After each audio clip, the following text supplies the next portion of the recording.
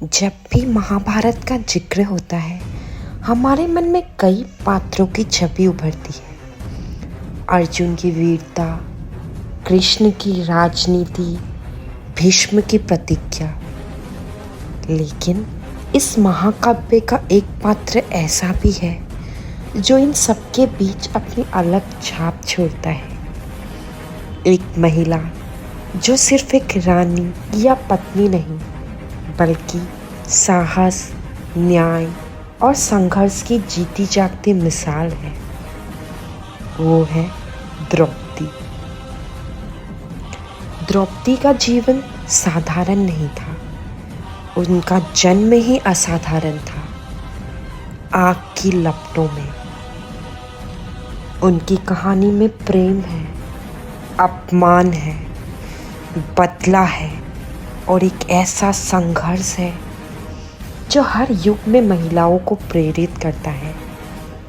वो सिर्फ पांडवों की पत्नी नहीं थी, वो थी एक योद्धा जो हर अन्याय के खिलाफ खड़ी हुई। लेकिन क्या आप जानते हैं, उनके जीवन में जितना वैभव था, उतने ही दुख और कठिनाइयाँ भी थी। क्यों उनके अपने ही पिता ने उनके लिए कठिन जीवन मांगा? कैसे वो 5 पतियों की पत्नी बनी? और क्यों उनकी प्रतिज्ञा ने महाभारत के युद्ध को अनिवार्य बना दिया? आइए जानते हैं द्रौपदी के इस अद्भुत सफ़र को, जो केवल एक कहानी नहीं, बल्कि प्रेरणा का एक अमर स्रोत है। यहाँ मैं आपसे अनुरोध करूँगी कि हमारे चैनल को सब्सक्राइब करें और अगर ये वीडियो आपको पसंद आया है तो लाइक करें, शेयर करें अपने दोस्तों, अपने परिवार के साथ, ताकि हम और भी स्त्रियों को प्रेरित कर सकें कि कभी भी कठिनाइयों से घबराएं नहीं और उनके खिलाफ बहुत मजबूत बनकर खड़े रहें। आइए शुरू करते हैं। द्रौपदी का जन्म एक अद्भुत घटना थी। राजा द्रुपद, जो गुरु द्रोणाचार्य से अपने अपमान का बदला लेना चाहते थे, उन्होंने विशेष यज्ञ कराया। इस यज्ञ से उन्हें 2 अनोखी संतान मिली। एक थे पुत्र धृष्टद्युम्न, जो गुरु द्रोणाचार्य का विनाश करेगा, और एक पुत्री द्रौपदी, जो इतिहास रचेगी। लेकिन राजा द्रुपद ने अपनी पुत्री को वरदान नहीं, बल्कि श्राप के साथ स्वीकारा। उन्होंने प्रार्थना की कि द्रौपदी का जीवन संघर्षों से भरा हो। वो चाहते थे कि वो धान की तरह मजबूत हो, लेकिन उसके जीवन की परिस्थितियां उसे बार बार तोड़े। वो चाहते थे कि वो कुमकुम की तरह सुंदर हो, पर उसकी सुंदरता ही उसके अपमान का कारण बने। ये था द्रौपदी का प्रारंभ। द्रौपदी का विवाह भी बहुत अनूठी घटना थी। उनके स्वयंवर में एक कठिन शर्त रखी गई। जो भी वीर आकाश में घूमती हुई मछली की आंख पर निशाना लगाएगा, वही द्रौपदी का पति बनेगा। कई योद्धाओं ने प्रयास किया, लेकिन यह चुनौती सिर्फ वीर अर्जुन ही पार कर सके। वो द्रौपदी का हाथ जीतकर अपने भाइयों के पास आए, लेकिन भाग्य ने वहाँ भी द्रौपदी का साथ नहीं छोड़ा और उनकी कहानी को मोड़ दिया। अर्जुन ने अपनी माँ कुंती से कहा, माँ, देखो हम क्या लाए हैं। और कुंती ने बिना देखे जवाब दिया, जो भी लाए हो 5 भाइयों में बांट लो।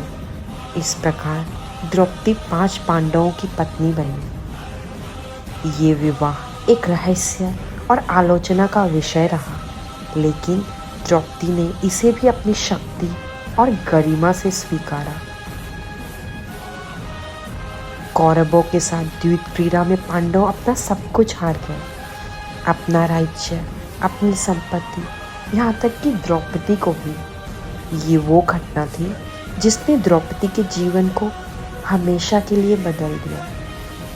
भरी सभा में दुर्योधन और दुशासन ने द्रौपदी का चीरहरण करने की कोशिश की। वो रोई, चिल्लाई और फिर भगवान कृष्ण को पुकारा। कृष्ण ने उनकी लाज बचाई और इनके चीर को अंतहीन बना दिया। लेकिन इस अपमान ने केवल द्रौपदी को नहीं, बल्कि पूरे धर्म को चुनौती दी। ये वो क्षण था जिसने पांडवों को बदले की प्रतिज्ञा लेने पर मजबूर किया और महाभारत के युद्ध की नींव रखी।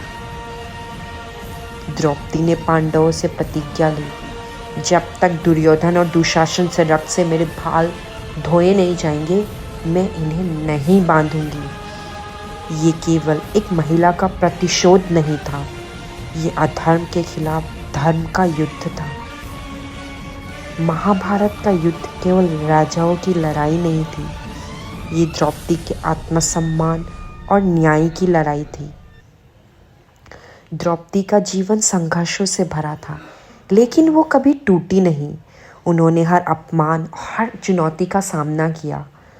वो हर युग की महिलाओं के लिए प्रेरणा है, न केवल अपनी शक्ति और साहस के लिए, बल्कि अपने आत्मसम्मान के लिए।